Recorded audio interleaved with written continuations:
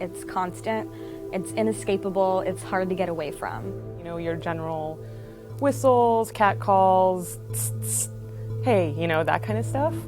I've been harassed by white men and black men and Latino men and Asian men. We have right to walk on the street peacefully without being disturbed. It absolutely speaks to a power dynamic that is askew in this society.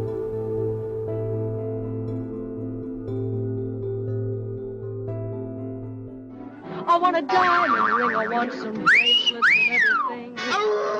Catcalling is an all-American pastime. Hey, it's my sweetheart.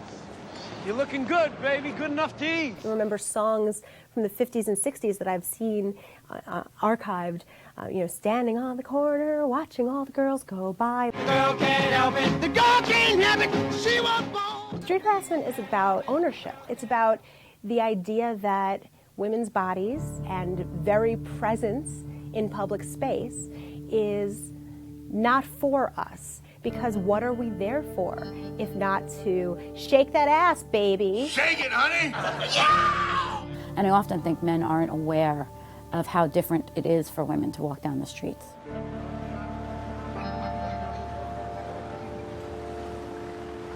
Hey, gorgeous. How you doing, sweetie?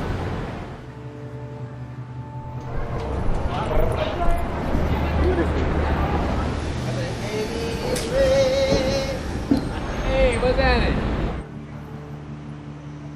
I know the way I dress is kind of provocative, but it doesn't mean that I should have to deal with it. Do I think women should be judged or harassed based on what they wear? Absolutely not.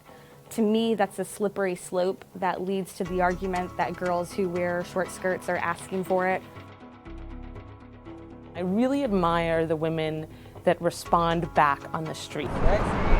Go to hell. I think it's a taking back of the power in the moment. I wish more girls would come out of their shell and just tell somebody to shut the fuck up. Just do it, you'll feel way better. Street harassment is almost like a gateway drug to other more serious forms of violence. The idea that women don't control their own bodies on the street is so connected to the culture that allows women to be sexually assaulted. I've lived in Washington, D.C. now for 10 years, and I've been assaulted 3 times. My name is Jennifer Corey.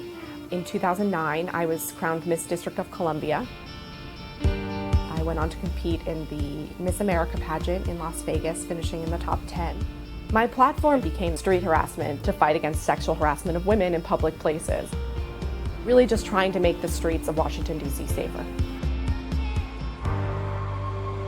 I was assaulted last year on the Metro coming back from work. I got on the Metro, and just as the doors were closing, a man came up behind me and shoved me into the car. And the doors closed behind him, so now I was stuck in the car, couldn't move, I couldn't really turn, I couldn't see anybody. And slowly I started to feel something touching me from behind. I could still feel the pressure more and more building into pushing into behind me.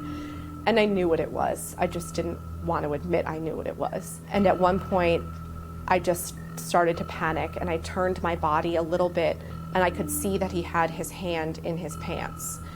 And I couldn't get that image out of my head, and I just started to dart my eyes around, looking, like, silently screaming for anybody to help me. So when we got to the Pentagon stop, the doors opened, and I jumped out of the car, and he followed me out. And I just stood there frozen, and we locked eyes, and he just kept walking and just gave me this deep, terrifying stare that chilled me all the way to my bone. And he went up the escalator, and I jumped back on the Metro before the doors closed. And I just immediately started crying. All I was thinking was, like, I should have known what to do. This is what I do. This is what I advocate for. This is what I tell women all the time about what to do in these situations, and I had no idea what to do. Just because you live in a big city and you're riding public transportation doesn't mean that it's okay for somebody to touch you. It's not just part of living in a city. It's wrong and it's illegal. This guy just straight up grabbed my ass. He pushes me against the wall and he grabs my breast. The next thing I know, I feel a hand up my skirt. I pushed him away. I said, "What the hell do you think you're doing?" I pushed him away from me with all my force. And he looks at me, he stares at me in the eye with this smirk. And he looked at me and he smirked at me. And he just sort of smiled smugly and walked away. And I think that most women who've been assaulted know this look, which is the I'm getting off on you being uncomfortable. Basically like, I just did that to you and I can, and there's nothing you can do about it. Since this incident happened on the Metro, I honestly have not taken the Metro to that station.